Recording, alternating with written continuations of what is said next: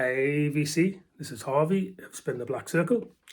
Hope everyone is well and doing good things. So this is a brand new series, which I hope will last for most of 2026, and it is entitled "What is the Fuss About?"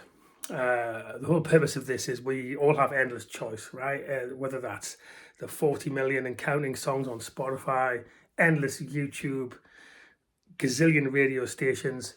Ironically, compared to 40 years ago, it's a narrow field actually of how much chance you've got of getting into properly the back catalogue of an artist. Even committed VC members, it's quite difficult, isn't it, to get across and try out everything that you want to try, given the agony of choice. So I'm talking to the VC member who's always meant to get into 10,000 Maniacs because they have a Natalie Merchant solo album. Has always meant to get into Tom Waits but doesn't know where to start.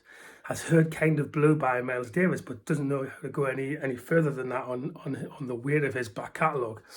And so we'll use these episodes where I'll talk about, I don't know, probably 3 to 5 albums by an artist to really start to get a grip with their collection and get into them properly. So without further ado, the very first episode is about Los Angeles, California band Little FEAT, formed from the ashes actually of 2 band members being unceremoniously ejected from Frank Zappa's Mothers of Invention. That's Roy Estrada, and notably the amazing guitarist Lowell George. So the rumor is that Lowell George was kicked out because he was just too talented for Mothers of Invention.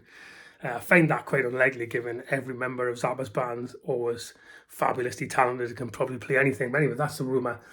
So Estrada and Lowell George formed Little FEAT with an amazing keyboard player who doesn't get enough credit, actually, Bill Payne, who to this day is, I believe, is Little FEAT's keyboard player and founding member. So they signed to Warner Brothers, released its debut in 1971, but I probably wouldn't start here. It's if I use as a parallel the debut ZZ Top and the debut Aerosmith albums,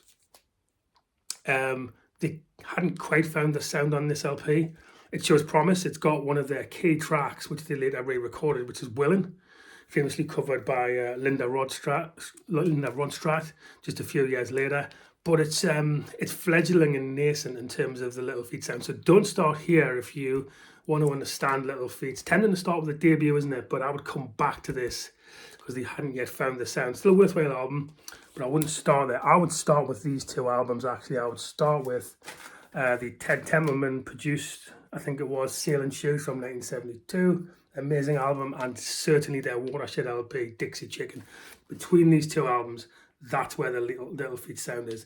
This swampy, sonic, slightly grubby swamp rock. That's what Little FEAT is. And amazing songs. A re-recording of Willin' on here, Fat Man in the Bathtub. The key track for me from this actually is, despite all the hits like the title track and 2 Trains, is the instrumental that closes the LP, which is named Lafayette Railroad. Stop this YouTube video now. If you haven't heard Little FEAT, listen to the instrumental from Dixie Chicken, which is named Lafayette Railroad, which is essentially Lowell George, an amazing slide guitarist, bass and drums, but just the tone and the beautiful sounds that he makes on Lafayette Railroad. Start there, and that is the essence of what Little FEAT was so great at in that sound. Amazing songs on here. Roll 'Em Easy is an amazing song. There's a cover of Alan Toussaint's On Your Way Down. Juliet, an amazing song too, and the title track from Dixie Chicken. So perfect examples of Little FEAT, and what they were good at was these 2 watershed albums for me, Sailing Shoes and Dixie Chicken. Once you've got a grip with that, then maybe go back to their debut LP, and you're likely to get more from it. I would add to this list the 1974 LP, FEAT Don't Fail Me Now. Definitely still peak time Little FEAT, from the title track to Oh Atlanta and Rock and Roll Doctor, probably the hardest, heaviest song that Little FEAT ever recorded. Lowell George still all over this, Bill Payne sensational, still that gorgeous swamp boogie. So by the time you get to this album, having listened to Dixie Chicken and Sailing Shoes, you'll be well into what Little Feat were all about. And then you should put the cherry on the cake and definitely buy one of the greatest double live albums of the 70s, and that was Waiting for Columbus from 1978 by Little Feat. Truly astonishing live set. Lil George probably starting to suffer health-wise by now, their guitarist, but it doesn't show on this double live set, but he was, by this time only a year or two away from sadly passing on. There's some complaints that apparently the tapes on this were slowed down compared to the live events itself, which if it is, it can't be that extreme because it sounds like an amazing live band. It doesn't sound like it's lost any of its dynamism or been slowed down. But this is an astonishing live album. Lil George is all over it, especially. And again, despite the notoriety of this album, I'd probably still go for this after you've heard those other three albums, after you've heard Sailing Shoes, Dixie Chicken, and Feet Stone Filming Now, then move on to this as the cherry on the cake, or the tomato on the cake, if you like. I'm going to throw a curveball in as the last thing you should maybe try with Little Feat, and that is the debut and only solo LP by Lil George before he sadly passed away. Thanks, I'll Eat It Here, because again, this has that, even though it's a solo album, it has that kind of a sonic swamp boogie sound. Almost sounds like a New Orleans album. It's got an amazing cover of Alan Toussaint's What Do You Want the Girl to Do, and it's really, really good. So there you have it. Sadly, Lil George died in 1979, apparently just excess drink, excess eating. There's this story of him having 14-inch pizzas on the tour bus and just getting more and more overweight, and eventually I think had a heart attack.